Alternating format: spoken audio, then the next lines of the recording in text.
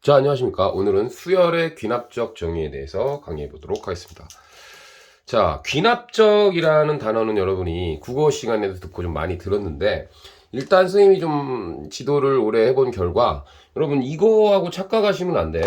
수열의 귀납적 정의하고 수학적 귀납법, 이게 같은 것으로 알고 있는 친구들도 꽤 있더라 이거야. 이거 다른 겁니다. 단원 자체가 다른 거고요.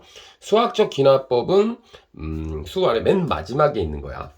참고로 그냥 한번 얘기를 해드려. 귀납이란 말은 비슷해요. 비슷한데 이건 수열이야. 수열의 귀납적 정의 이런 얘기야. 그럼 뭐냐면 일단 간단하게 얘기할게. 초항을 반드시 알려주십니다. 초항을 반드시 알려줘야 되고요. 요런 게 있어. 항과 항 사이의 관계식. 항과 항 사이의 관계를 함수적으로 표현한 식을 알려줄 거야. 그럼 예를 들면 A1이 1이고요. A의 n 더하기 1 마이너스 AN 이것이 어떤 숫자다. 뭐 이런 점화식을 한번 봤다고 칩시다. 그럼 수열을요. 이렇게 알려주는 거야. 이렇게 알려줘서 점점 그러니까 요거를 우리는 한자로 뭐 점화식 이런 얘기를 쓰는데요. 점화식. 요런 문제가 나올 거야. 그럼 요렇게 수열을 지정해 줘버리면, 어떤 장점이 있냐면, 수열이 명백해지는 거죠. 그러면, A1이 1이고요. A1이 1이야. A1이 1이고, 그러면 여기다가 이제 1을 넣어보는 거지. 자, 그러면 내가 첫 번째 1 이렇게 써볼게. 그 다음에 여기다 n에다 1 집어넣으면 A2-A1은, 자, D 자리에 한번 3이라고 한번 해볼게. 이게 이제 나중에 공차하고 등차 수열의 점화식인 걸 알게 되는데요. 그러면 요게 3이니까 A1 자리에 1 넣어. 이걸 뭐 축차적이다 이런 얘기, 축차 대입이다. 그럼 A2는 4가 되잖아. 그치? 됐죠? 그러면 다시 또 2 넣어 여기다. 그러면 A3 빼기 A2 이꼴 3 이렇게 되니까 여기다 다시 4 넣어. 그럼 일단 7 나오죠. 그치? 이렇게 수열을 점점 알아갈 수 있다. 뭐 그런 느낌? 이걸 우리가 점화식이라고 하고요. 앞으로 수열을 요렇게 정의해 버리는 거야. 요렇게 정의해 버리면 여러분이 여기에서 수열을 찾을 수가 있다. 이런 느낌. 이것이 바로 점화식이야. 우리가 이거 하기 전에는 뭐 어떻게 했습니까? 수열을. 그냥 여러분이 1, 4, 7 먼저 주잖아. 수열을. 그치? 이렇게 주고 이게 무슨 수열이냐? 그럼 여러분은 어떻게 합니까? 그치? 한번 찾아 조사를 해보겠지. 여기 3씩 더해 간다. 이게 똑같네? 이런 걸 뭐라 그래? 등차 수열이네? 자, 이런 식을 이제 수열을 나열했다 이렇게 보통 얘기를 하는데요. 제 생각엔 점화식이 만들어진 이유가 봐봐 이런 거랑 관계가 있다 생각이 듭니다. 이건 좀 개인적인 의견인데요. 학원 강의에서도 얘기합니다. 봐. 3, 1, 4, 1, 그 다음 여기 그렇죠. 여기 얼마냐 이런 얘기 나오면 어떡할 거야 이거. 잠깐만. 3, 1, 4, 1, 그 다음에, 그렇지. 여기, 1, 이런 식으로 수열을 한번 나열을 했다고 쳐. 그쵸? 그럼 여기에 얼마가 들어갈 수 있을 거야? 얼마? 여기 5 하자, 5. 자, 잠깐만. 1, 5. 그러고 여기에 얼마 나오냐? 이렇게 이제 내가 한번 퀴즈를 내볼게요. 그러면 대부분의 10명 중에 한 9명은, 선생님, 이거 3, 1, 4, 1, 5, 1 이거 아닙니까? 그냥 수열을 할게요. 규칙성을 이렇게 찾을 수도 있지만, 선생님은 다르게 얘기해볼까? 이거를 9라고 생각할 수도 있어. 왜 9죠? 어떤 규칙인가요? 3.141592. 자, 나는 파이를 나열한 걸 수도 있잖아. 3.141592 뭐 이렇게 시작합니다. 파이가 쭉 떨어지지 않는 무한소수. 네, 이거를 나열했다고 볼 수도 있잖아. 수열을 나열적으로 정의를 하면 이런 오류가 생길 수 오류라기보다는 애매하잖아. 그렇지? 대부분은 10명 중에 9명은 1이라고 하겠지만 규칙이 3일, 4일, 5일 이렇게 되는데 9라고 해도 내가 논리가 맞으면 맞을 수 있지 않냐? 선생님 생각입니다. 그래서 지금부터 수열을요 확실하게 정의를 해주는 건데 어떻게 초항을 지정을 해주고요. 여러분으로 차근차근 찾아가라 이런 얘기죠. 초항을 지정해주고 아까 얘기했지만 여기에서 후항에서 전항을 뺀 게 3이다. 이렇게 지정을 해주면 어떻게 되는 거야? 아까 얘기했잖아. 초항이 그치? 1이고 그 다음에 두 번째 항이 뭐 얼마야? 4고 그죠? 세 번째 항이 7이고 10이고 이렇게 찾아갈 수 있게 해주는 거죠. 이런 걸 우리가 점화식이라고 합니다.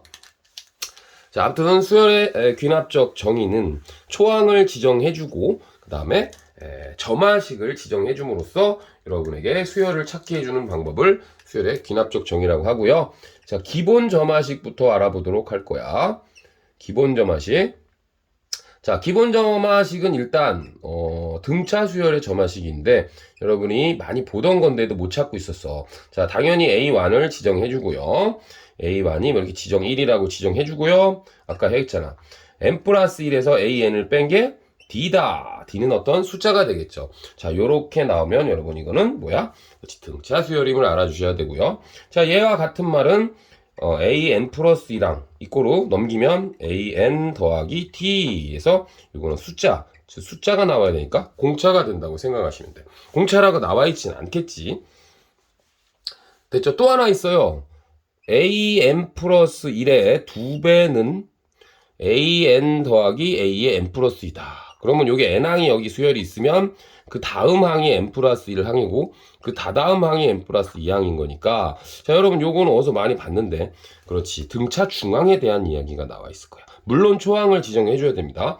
A1을 지정을 해줘야 돼. 지정을 해줘야 되고요. 알려줘야 된다는 얘기야.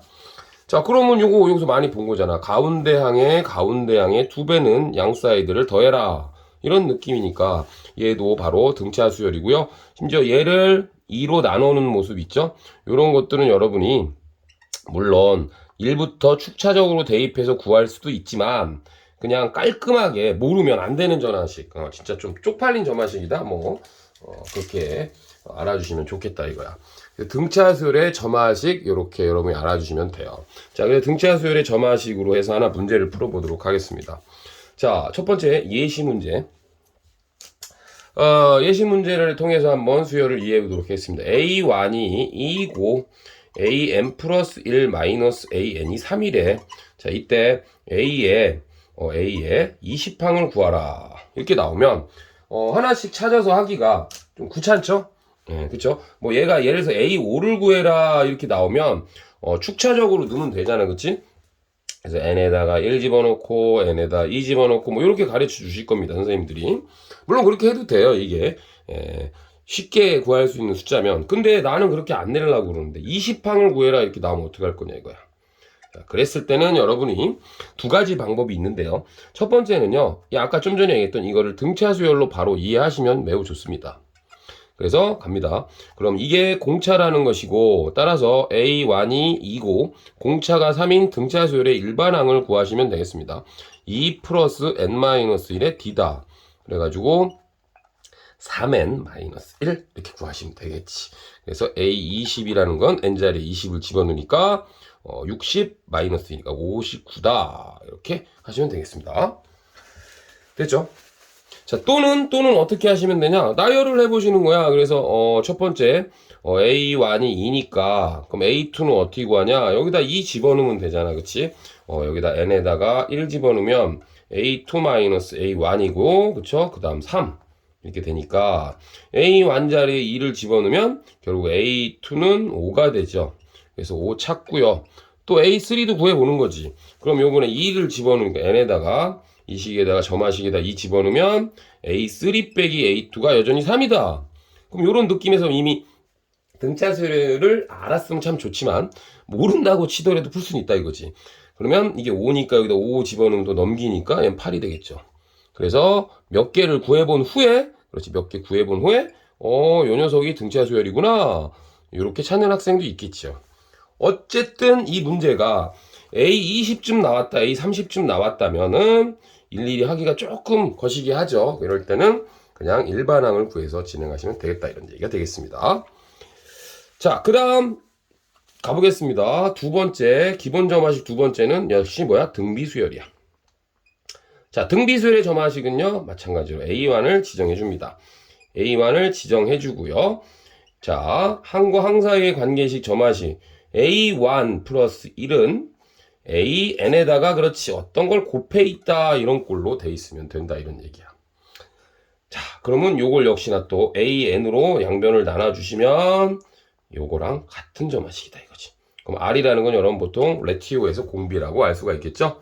그래서 첫 번째 등비 수열의 점화식은요. 그렇지. 전항, 후항 나누기 전항.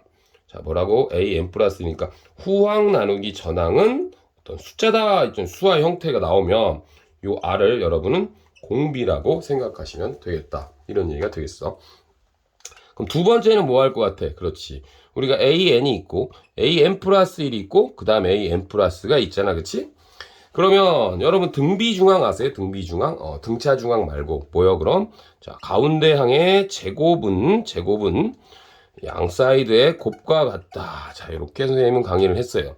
그래서 요렇게 나온 거 있죠?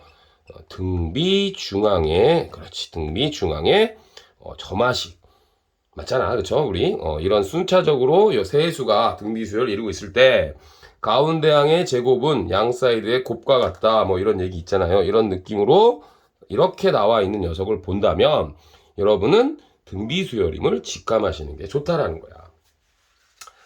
자, 되시겠죠? 자, 그러면 살짝 문제를 한번 풀어보도록 할게요. 자, 예시 문제가 되겠습니다. 예시 문제. A1이 2고요. 2를 이렇게 좋아하죠? AN 플러스 1은 2AN이다. 이렇게 나왔다. 그렇죠? 1을 1하자 1. 자, 그럼 여러분 이걸 어떻게 직감하셔야 되냐? 아까 같이 A1은 1이고요.